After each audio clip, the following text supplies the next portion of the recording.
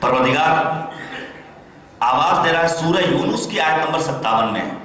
آپ پاس موبائل ہے، آپ فوراً نکال سکتے ہیں. اور ہیں ایسے ممالک جہاں مولوی، ذاکر، خطیب، عالم، فاضل ممبر سے کوئی آیت کریمہ بیان کرتا ہے، فوراً یہ دیکھنے کے لیے حوالہ صحیح دے رہے ہیں یا نہیں دے رہے ہیں. فوراً اس نے اپلیکیشن کھولی، مولوی صاحب کا امتحان لے لیا. آپ بھی کر سکتے ہیں. میں نے اس سے پہلے بھی شاید گزارش کی تھی، پھر گزارش کروں گا. یہ ایام عزائے فاطمیہ، اس قسم کے دیگر مناسبات آتے ہیں چلے جاتے ہیں. مولوی بھی آئے گا، خدمت کر کے چلا جائے گا. میں نے خود اپنی آنکھوں سے دیکھا ہے. ہندوستان کا بڑا نام ہے حکیم امت ڈاکٹر سید قدس صادق صاحب، آپ سب واقف ہیں. جب مجھ جیسا ادنا طالب علم ان کے سامنے کوئی تقریر کر رہا ہوتا ہے، ہاتھ میں قلم ہوتا ہے، کاغذ ہوتا ہے، تو کیا ہم اور آپ اس سنت پر عمل نہیں کر سکتے ہیں؟ آپ پہنچیے حوضہ علمیہ قم، رہبر فرزانہ، رہبر انقلاب کی خدمت میں جب لوگ حاضر ہوتے ہیں، بڑے بڑے مجتہدین، کاغذ اور قلم ہوتا ہے، جو باتیں ان کو سمجھ میں آئیں اسے یادداشت کر لیتے ہیں جو ہمیشہ کام آنے والی ہے. فرمایا ہے معصوم نے العلم وحشی قیدوہ بالکتابہ، علم وحشی جانور کے مانند ہے، اسے قید کر لو کتابت اور تحریر کے ذریعے. کل علم لیس فی القرطاس ضاع، ہر وہ علم جو صفحہ قرطاس پر ثبت نہ کیا جائے وہ ضائع اور برباد ہو جائے گا. وَكُلُّ سِرٍ جَاوَزَ الْإِثْنَيْنِ شَاعَ، ہر وہ راز جو 2 سے تیسرے تک پہنچے پھر وہ راز نہیں رہ جاتا ہے. لہذا میری گزارش بالخصوص اپنے ہم عمر بھائیوں سے، اگر مناسب سمجھیں، نہیں لا سکتے ہیں کاغذ قلم، کم از کم اپنے موبائل میں نوٹ پیڈ آپ کے موجود ہے، آپ اس کے اوپر بعض باتیں لکھ سکتے ہیں. سورہ یونس کی آیت نمبر 57. علامہ طباطبائی نے کہا، جو تفسیر المیزان لکھنے والے ہیں، کہ یہ آیت کریمہ انسان کے لیے بہترین موعظہ ہے. لیکن کس کے لیے؟ جو موعظہ، نصیحت، واعظ حاصل کرنا چاہے. اگر کوئی ایسا انسان ہو جو حاصل ہی نہ کرنا چاہے، اسے تو ٹائم پاس کرنا ہے، اسے ایک سنت اور ایک رسم پر عمل کرنا ہے، تو اس کے لیے ہرگز وہ موعظہ اور نصیحت قرار نہیں پا سکتی ہے آیت کریمہ. معبود نے آواز دی، یا ایھا الناس قد جاءتکم موعظۃ من ربکم. آپ پڑھیے سورہ بقرہ. معبود نے آواز دی اس قرآن کی توصیف بیان کرتے ہوئے، ذالک الکتاب لا ریب فیہ، اس کتاب میں کوئی شک و شبہ نہیں. پھر اس کے بعد ھدی للمتقین، یہ قرآن ہدایت ہے صاحبان تقوی کے لیے، یعنی دائرہ ہدایت محدود کر دیا گیا ہے. کہیں خطاب کیا، مالک نے آواز دی، یا ایھا الذین آمنوا، اے صاحبان ایمان. لیکن سورہ یونس کی آیت نمبر 57 میں کریم پروردگار آواز دے رہا ہے، یا ایھا الناس قد جاءتکم من ربکم موعظہ، اے لوگو، اے سلسلہ بشریت سے تعلق رکھنے والے تمام افراد.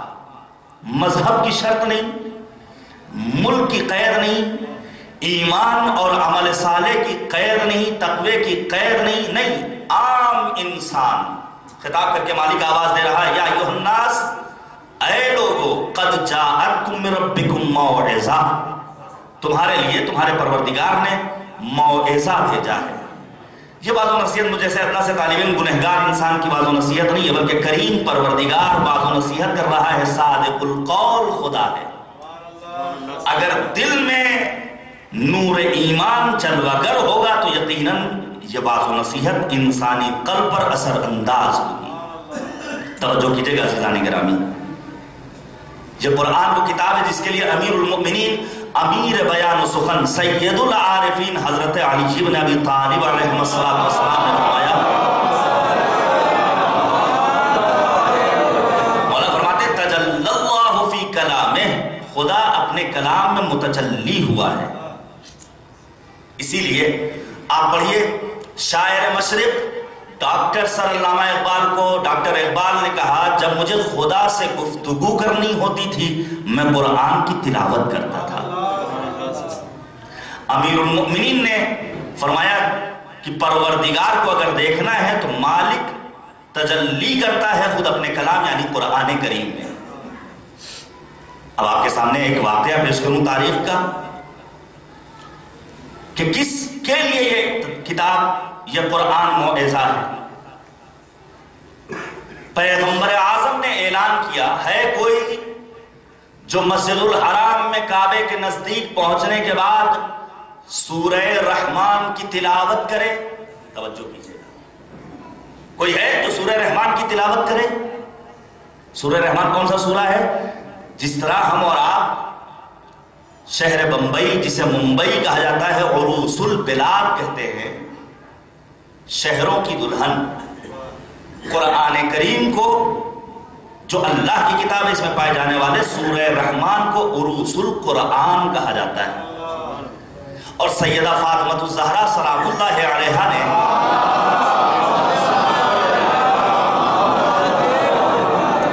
بی بی زہرا نے چند ایک سوروں کی تلاوت کی خاصیت بیان کی ہے۔ بی بی فرماتی ہے قارئ الحدید وَإِذَا وَقَعَتْ والرحمن یدعا فی السماوات والارض ساکن الفردوس۔ بی بی فرماتی ہیں جو انسان سورہ رحمان کی تلاوت کرنے والا ہے، سورہ حدید کی تلاوت کرنے والا ہے، سورہ واقعہ کی تلاوت کرنے والا ہے، اسے زمین و آسمان میں اہل جنت کا خطاب دے کر پکارا جاتا ہے۔ اگر انسان یہ چاہتا ہے کہ اپنے آپ کو جنتی بنائے تو سورہ رحمان کی تلاوت کرے۔ 30 سے زائد مرتبہ مالک نے اس قرآن میں انسانی ضمیروں کو جھجھوڑتے ہوئے آواز دی ہے فَبِأَيِّ آلَاءِ رَبِّكُمَا تُكَذِّبَانِ۔ یہ پورا سورہ خود موعظہ۔ پیغمبر نے کیا آواز دی؟ کون ہے جو جائے مسجد الحرام اور جانے کے بعد سورہ رحمان کی تلاوت کرے؟ جناب عبداللہ ابن مسعود اٹھے، ہمت کی، پہنچے۔ میں نے کہا قرآن موعظہ ہے، لیکن کس کے لیے؟ جو موعظہ حاصل کرنا چاہے۔ آپ کے اسی ایک امام بارگاہ سے خدا سلامت رکھے منتظمین کو، محتممین کو، دامے درمے قدمے سخنے کسی بھی اعتبار سے شرکت کرنے والوں کو کہ آپ کے اس ملک ہندوستان کے نامور علماء اس منبر پر آتے ہیں، پنجگانہ نماز با جماعت ہوتی ہے، علی مرتضیٰ کی ولایت کا پرچار ہوتا ہے، قرآن کریم کی تعلیمات بیان کیے جاتے ہیں، حی علی الفلاح، حی علی خیر العمل کی صدائیں گونجتی ہیں، لیکن اس کے باوجود کتنے ہیں ایسے افراد جن کے دل و دماغ میں یہ باتیں اترتی ہیں؟ جب انسان چاہے گا کہ ان معارف سے، توجہ کہ ان معارف سے اپنے قلب کو، اپنے دل کو، اپنے وجود کو بہرہ مند کرے، تب یہ معرفت عطا ہونے والی ہے مالک کی جانب سے۔ عبداللہ ابن مسعود نے کہا میں جاؤں گا قرآن کریم کے سورہ رحمان کی تلاوت کروں گا۔ پہنچے خانہ کعبہ کے نزدیک، سورہ رحمان کی تلاوت کر رہے ہیں، لیکن ابو جہل جسے موعظہ قبول نہیں تھا وہ آتا ہے، روایت کا فقرہ ہے، زوردار تماچا لگاتا ہے، ایسا تماچا لگایا کہ کان کا پردہ پھٹ گیا۔ جناب عبداللہ ابن مسعود واپس آتے ہیں نبی کی خدمت میں، اور آنے کے بعد کہتے ہیں اے نبی خدا، ہیں ایسے افراد جنہیں موعظہ قبول نہیں ہے۔ اس کا مطلب یہ ہوا یہ موعظہ کس کے لیے ہے؟ جو اس قرآن کے نورانی کلمات سے اپنے قلب کو منور کرنا چاہتا ہے۔ ایک صلوات دیجیے گا بر محمد۔